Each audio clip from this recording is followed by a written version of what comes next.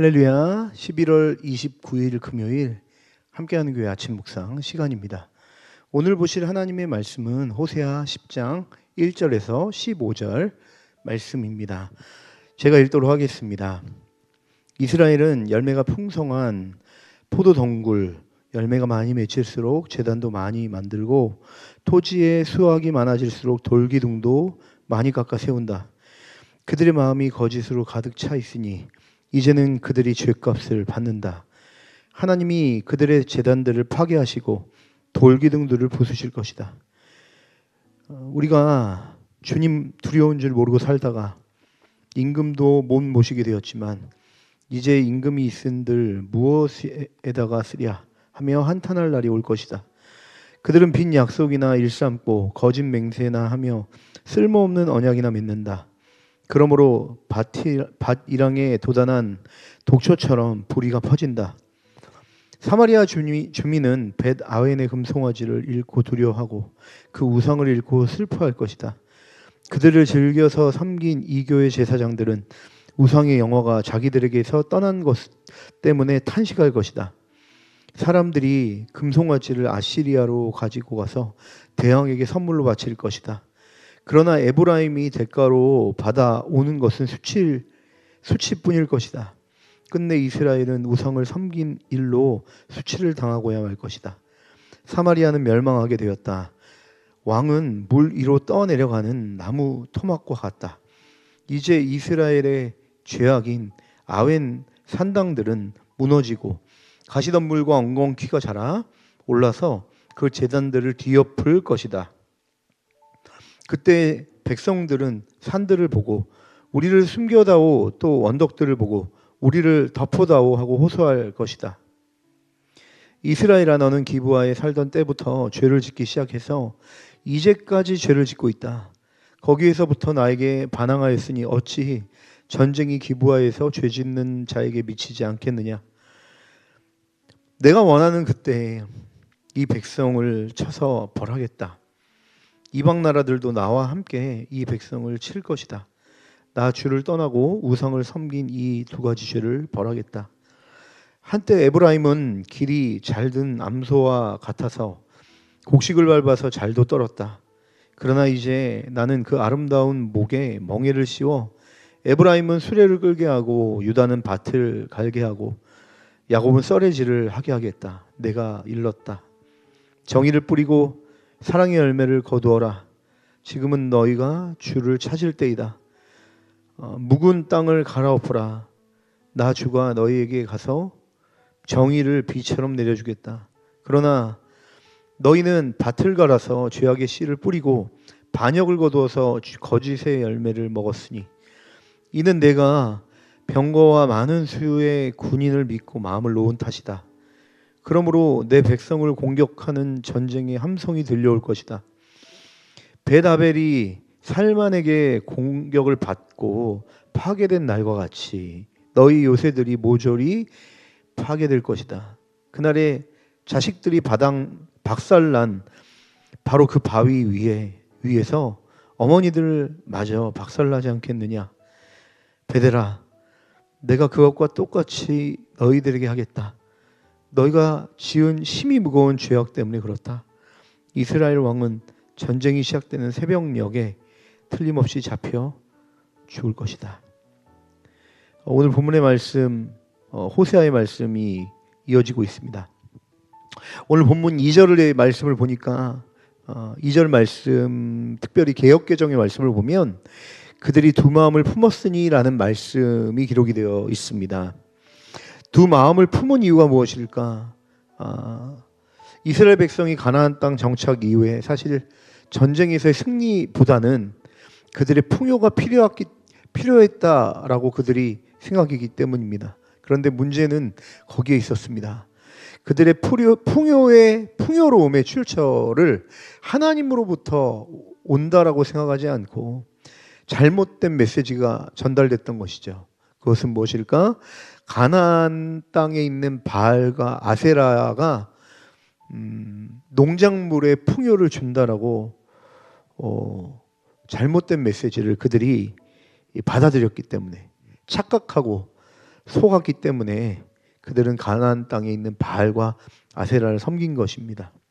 그래서 그들은 사실 하나님보다 자신의 유익이 더 중요했기 때문에 바알을 숭배하고 선택했던 과오를 범하고 만 것이죠. 그러나 이스라엘의 하나님은요, 자신의 백성이 하나님을 버리고 음란하게 바알을 숭배하는 것을 내버려 두시는 분이 아니십니다. 출애굽기 20장 5절에서 보면 하나님을 뭐라고 얘기하시느냐? 질투하는 하나님이다 라고 소개하고 있습니다. 여러분, 하나님은 절대 우상과 짝하실 수 없는, 함께 하실 수 없는 거룩한 분이십니다. 하나님만 유일한 경배받으실 유일한 왕이시요 신이십니다. 그래서 하나님 나라는 오직 하나님만으로 충만한 나라이죠. 그래서 오늘 본문 7절에서 8절을 읽어보면 하나님은 우상을 드러내시고 파괴하시며 심판하시는 말씀이 기록되어 있습니다. 제가 한번 읽어보겠습니다. 7절과 8절입니다. 사마리아는 멸망하게 되었다. 왕은 무리로 떠내려가는 나무 토막과 같다. 이제 이스라엘의 죄악인 아웬 산당들은 무너지고 가시덤불과 엉겅퀴가 자라 올라서 그 제단들을 뒤엎을 것이다.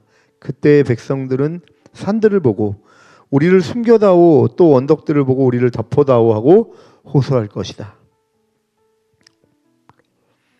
하나님이 우상을 드러내시고 심판하시는 그런 이유 중에 또 다른 이유가 하나 있습니다. 그것은 무엇이냐면 이스라엘 백성을 너무나도 사랑하셨기 때문입니다. 오늘 본문 9절에서 10절을 읽어보면요, 이스라엘 백성이 바알을 숭배한 결과 그들의 상태가 어떻게 피폐하고 어떻게 괴로운 상황으로 처해졌는지를 정확하게 기록을 하고 있습니다. 특별히 사사기 19장에서 20장에 나오는 그 내용을 빗대어서 지금 이스라엘의 바알 숭배를 하고 있는 이스라엘의 모습이 사사기 시대와 같다라고 이야기하는 모습을 볼 수가 있습니다. 사사기 19장에서 20장에 나오는 사건은 기브아에서 벌어진 그 사건입니다. 기브아 사건은 레위인의 자기의 첩을 두고 베냐민 지파 안에서 윤관당한 사건입니다. 그리고 레위인은 그 첩을 시체를 내서 12토막을 내어 나머지 지파에게 그 시체를 보내죠. 그로 말미암아 그 베냐민 지파가 나머지 지파에게 완전히 멸망당할 정도로 피로 얼룩져진 내전이 벌어난 그 사건, 그것이 바로 기브아의 사건입니다. 성경은 이 사건의 핵심적인 그 이유를 뭐라고 얘기하냐면 이스라엘이 하나님을 왕으로 섬기지 않은 결과라고 정확하게 기록하고 있는 것을 볼 수가 있습니다. 마찬가지로 지금 이스라엘의 모습이 이와 같다라고 이야기를 하는 것이죠. 바알을 숭배한 결과 하나님의 성품인 공의와 인애가 사회 전반적으로 사라진 것입니다. 왜냐하면 공의와 인애는 하나님과의 풍성한 관계에서 나오는 성품이기 때문에 그렇습니다. 윤리가 실종되고 인간다운 삶이 사라지고 만 것, 그것이 바알을 숭배한 결과 그들이 당면해야 될 현실이었던 것이죠. 그럼에도 불구하고 이스라엘 사람들은 여전히 바알을 숭배하며 찾았습니다. 왜냐하면 그들이 바알을 통해서 잠시 잠깐의 거짓된 쾌락과 즐거움을 맛보고 누렸기 때문에 그렇죠. 오늘 본문의 말씀은 이러한 상태를 13절에 보니까 뭐라고 표현해놓고 있느냐, 거짓 열매를 먹었다라고 정확하게 말씀하고 있습니다. 거짓 열매. 그렇기 때문에 하나님은 이런 상황을 두고 보시지 않죠.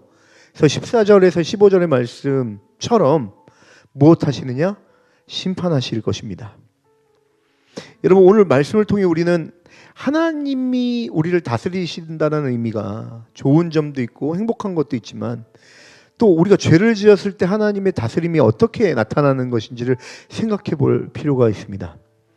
하나님의 백성이었던 이스라엘이 음란하게 바알을 섬기니까 하나님은 그것을 두고 보시지 않고 징계하시고 심판하시죠.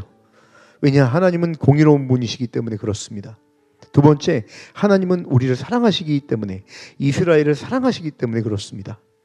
하나님은 우리를 구원하셔서 죄에 버려두시지 않고 죄에서 벗어나 의로운 길로 인도하시길 원하시는 그 의도를 가지고 의지를 가지고 우리를 인도하시는 우리 아버지이시죠.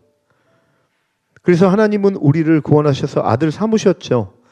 그리고 하나님의 아들다운 존재로 빚어가시는데 열정을 내시는 것입니다. 그러기에 하나님께서는 우리를 사랑 안에서 징계도 하시고 칭찬도 하시고 위로도 하시며 하나님 나라에 합당한 아들됨으로 우리를 인도할 것입니다. 로마서에서 뭐라고 얘기합니까? 모든 일이 합력하여 선을 이룬다 라는 그 말씀은 바로 이 하나님의 우리를 향한 공의로운 사랑에 있대요. 우리가 때로는 주님 안에서 죄를 지을 때 주님은 그것을 포기하지 않고 내버려 두시고 올바른 길로 인도하기 위한 사랑의 징계를 하시고 인도하신다라는 그 하나님의 성품에 있대요. 표현한 말씀이라고 볼 수 있죠. 여러분, 그러므로 이 말씀이 여러분에게 한편으로는 위로가 되어야 될 것입니다. 우리는 연약하여서 이스라엘처럼 죄를 지을 때가 많이 있습니다. 그럼에도 불구하고 주님은 우리의 아버지시기 때문에 사생아처럼 죄를 짓는 우리의 상태를 방관하거나 내버려두지 않죠. 적극적으로 관여하십니다. 징계도 하시고 때로는 잠시 잠깐의 심판의 어려움도 주십니다. 그러나 그것이 최종적인 결과가 아니기 때문에 우리에게 위로가 됩니다. 그 뒤에 우리를 징계하시고 채찍질도 하시지만 그 일로 인해서 다시 우리를 싸매 주실 것입니다. 아들다운 아들, 인간다운 인간으로, 참 인간 대신 예수님 닮은 존재로 주님은 우리를 끝까지 포기하지 않고 빚어가실 것이기 때문입니다. 그러므로 주님의 의도, 그 방향성대로 여러분의 삶을 들으시기 바랍니다. 세상의 허탄한 가치에 시간을 낭비하지 마시고, 그것은 여러분과 여러분의 가정과 우리 사회를 파괴하는 일입니다.